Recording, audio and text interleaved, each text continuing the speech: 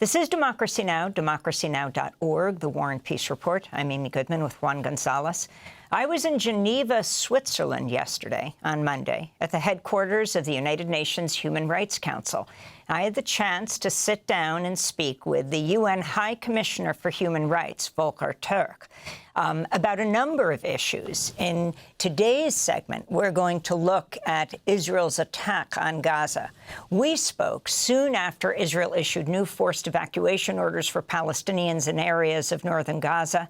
In a statement last month, Volker Türk just characterized Israel's actions in Gaza as ethnic cleansing, saying, quote, "This latest barrage of bombs forcing people to move amid the threat of intensified attacks, the methodical destruction of entire neighborhoods, and the denial of humanitarian assistance underline that there appears to be a push for a permanent demographic shift in Gaza that's in defiance of international law and is tantamount to ethnic cleansing," unquote. I asked Volker Türk about his comments.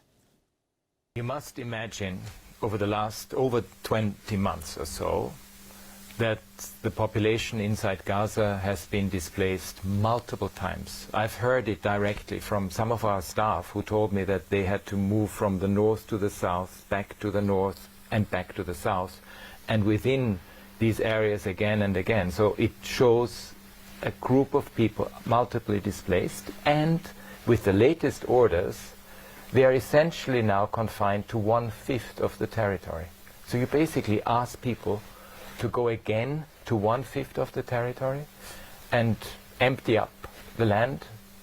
That's what prompted me to call it ethnic displacement and ethnic cleansing.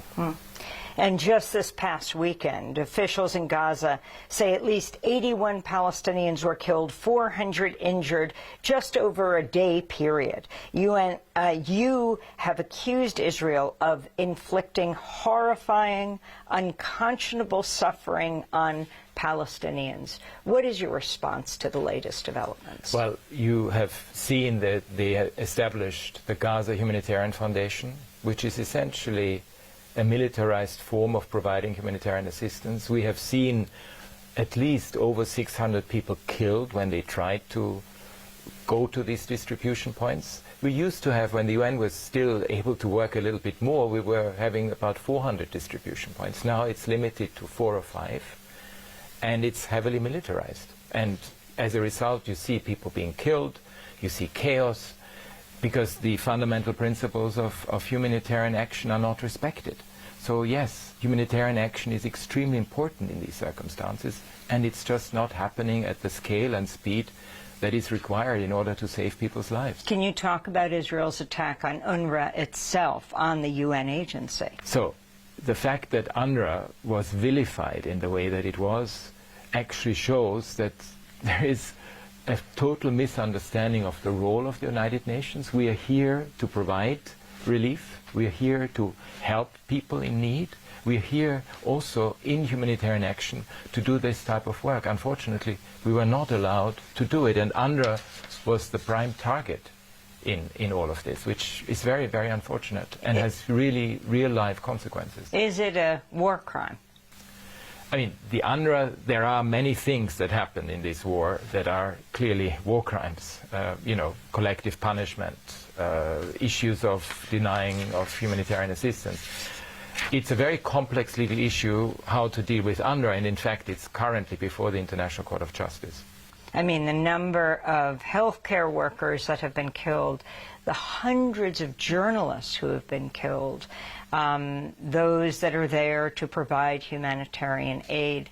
I just have to ask, the United Nations some 80 years ago was founded to end war, promote fundamental human rights, reaffirm international law. When you watch what is unfolding in Gaza, you might think the UN is totally useless.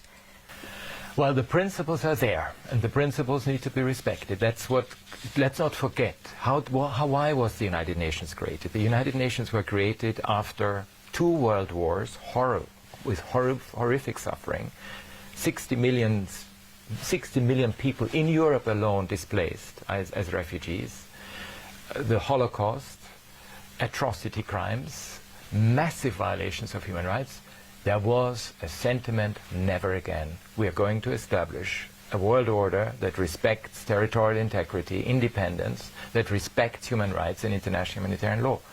And yes, 80 years later, I'm indeed shocked at what I see around the world, because we have the highest number of conflicts and utter disrespect for international law. And that is worrying and should wake us all up, because we don't need a world where anarchy reigns and chaos. How do you see a ceasefire taking place after Iran, Israel and U.S. bombing Iran? That happened quite quickly, but not in Gaza. The violence is only intensifying. No, I really hope, my most fervent hope is that there is a permanent ceasefire, that all the remaining hostages are released unconditionally, that indeed humanitarian aid is finally coming in at a scale and a magnitude that is required, and that there will be a political solution, which means a two-state solution. There's no way around that. And yeah, I mean, and we can never give up on any of this, even when at the moment it looks very unrealistic, but one should never ever cast this aside. That's the only solution for both Israelis and Palestinians to live side by side in peace. That's Volker Türk, the UN High Commissioner for Human Rights. We were speaking at the Human Rights Council in Geneva, Switzerland yesterday, where he had just given an address about climate change. He says men have stopped wearing ties in Europe with the heat dome so intense right now. Thanks for watching Democracy Now! On YouTube. Subscribe to the channel and turn on notifications to make sure you never miss a video.